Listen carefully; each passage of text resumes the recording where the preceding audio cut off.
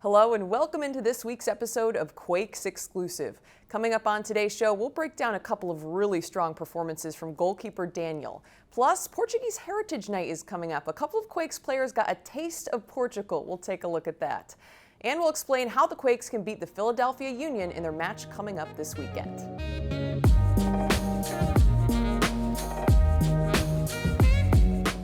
Welcome inside of Studio 74 at PayPal Park. Alongside the former Earthquakes midfielder Chris Dangerfield and World Cup reporter Carlos Yustis, I'm Kylen Mills. The San Jose Earthquakes and Colorado Rapids played to a 0-0 draw at Dick's Sporting Goods Park.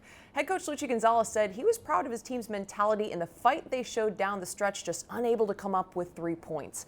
Carlos, what were your main takeaways from this match? I think overall it's a good result given what comes before it. It's a long week where you have 3 games. You have to play in Seattle, that's always hard. You get the points there, and then you have to come to the altitude in Colorado. And even though you go up one man, you still on tired legs, and there's a lot to come from it. And pulling out a point is a really good scenario in that case.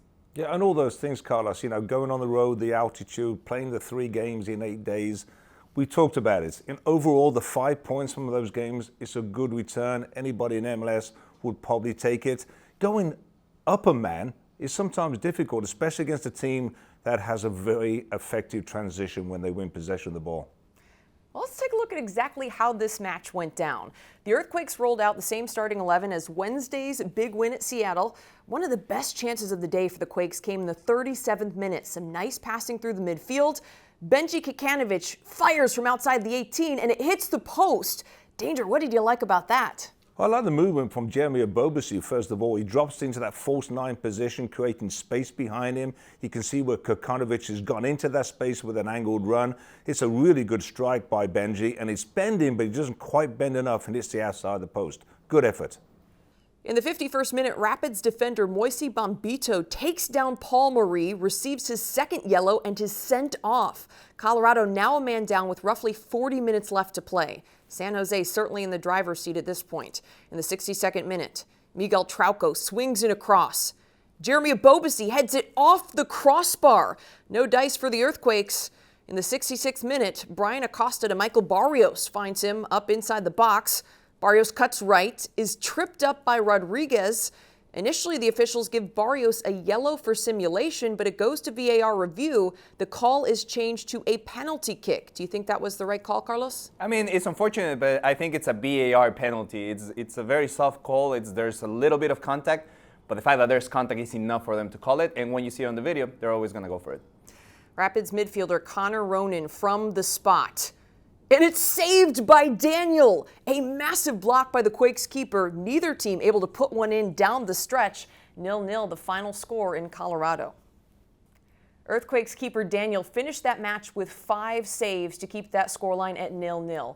Looking at his performance in the Colorado and Seattle matches, Daniel faced 33 shots, including 13 on goal, and was able to come up with back-to-back clean sheets. Danger, what specifically makes Daniel so effective between the pipes? Well, he's got a big wingspan for a start, right? We talk about his big wingspan, but no. He's got his opportunity again. Luchi obviously believes in this goalkeeper. I thought his performances against Seattle and also against Colorado were outstanding. And yes, he saved the penalty kick, which, at the point it gains a point for his team in Colorado. It's not the greatest penalty, I don't think. It's had a good height for him to save it, but he read it well. He's read the kicker. I thought there were bigger saves in the game. Early in the game, the one that was scrambled from the corner kick, a fantastic reaction save to his left. And overall, his presence in the goal, you can see his confidence building, his ability to lead the team, organize the team, play out the back. He's becoming a very, very effective goalkeeper and a good acquisition for the team. To your point about playing so many games in a week, 8 days, 3 matches, the Earthquakes walk away with 5 points. Are you happy with that, Danger? Yeah, absolutely. You talked about it. It's the body of work. Now, maybe you would argue about how it came about as far as the order. I think most people go into Seattle would be happy with a point. And then you look at the matchup and you say, maybe go to Colorado and get the 3 points. Doesn't really matter. I think overall, you look at the fact that the players that were missing, Mensah was out, we know about that. A couple was coming back from injury. Caden Nico away. So the squad depth was not there for those 3 games in 8 days. And so I think overall the 5 points is a really good return, and I know Lucci will be happy with that. And the good news, the Earthquakes now head back home to PayPal Park to host the Philadelphia Union. That match also happens to be Portuguese Heritage Night. A couple of Earthquakes players got a taste of Portugal thanks to our friends at Adega. Let's take a look at exactly how it went.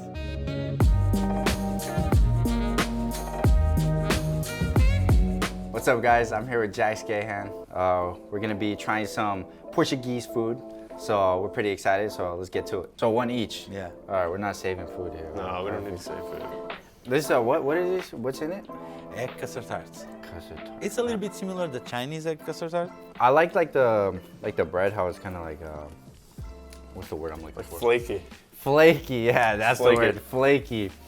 Flaky, and then like this custard, whatever it is. All I know is this is fire because I would eat all these right now, but I just need like maybe like some chocolate milk. So yeah, that's pretty big. Yeah, it's.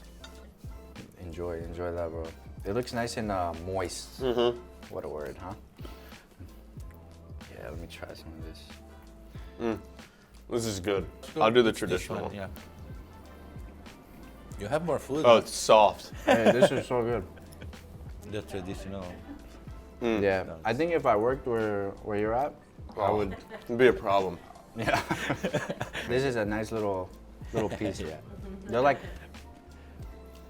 Are they roasted? What are they? Yeah, it's roasted Nice. and oven. Yeah, see? Nice. I'm a freaking. I know what I'm talking about. There's more? Oh, there's more. Yeah, lunch and dinner. Oh, okay. Let's dig in then. Yeah.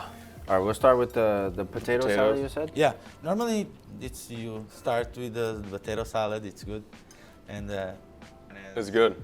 green beans, and it's This fresh. is good. It's good for the summertime. It's good. Yeah. I like this. Very summer. You know what's crazy? Yeah. My parents would kill me right now. Usually, I never eat this when my mom makes it. But sorry, Mom. And it's make the rice in the oven. It's not the regular rice. It's roasted the rice and with the duck. With duck? Yeah, duck rice. This is my first time trying this ever. Really? Yeah. You never hit octopus? No. It's good. You need to hit more times. Yeah. It's pretty good. Now it's for the dining. It's Adega. It's the fine dining restaurant. Let me get like a little bit of everything on here. Salt cod fish have a little bit the different texture for the regular fish. Yeah, it does. It's neat. The deconstruction, the traditional dishes, and the recreate with the different representation, but not destroying the original flavor and the quality diet. No. Oh, yeah, this is really good. The squid. Yeah. I really like the fish. So the fish I really like because it's just, honestly, you have to try it. Like, I can't explain it. It's just so good. So people watching this, go check out the restaurant. Fish is top level. And then the pastry, the donut The donut. with the Egg cream. egg cream. Yeah. You gotta try that. And there it is, guys. That's some Portuguese food in San Jose. Come to the stadium on June 10th when we play Philadelphia Union for Portuguese Heritage Night. Forza Quakes!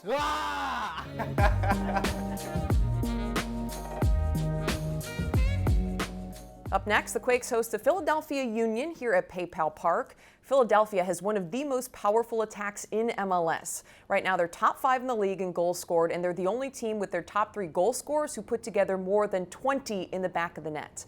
Carlos, how do the Earthquakes shut down this attack? You have to be very careful because it's also in the formation.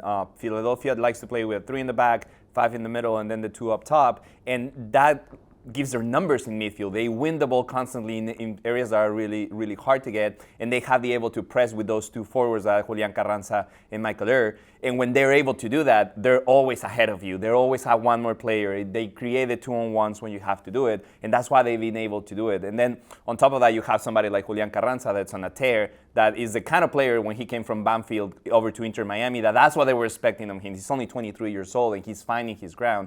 So the Orcas have to be very careful because on that back four, now your reference of attack is different than when you have a lone striker. So you have to be able to mix and match when they're going to be sorting out who's going to what space and then actually be able to shut them down, and that's not going to be easy.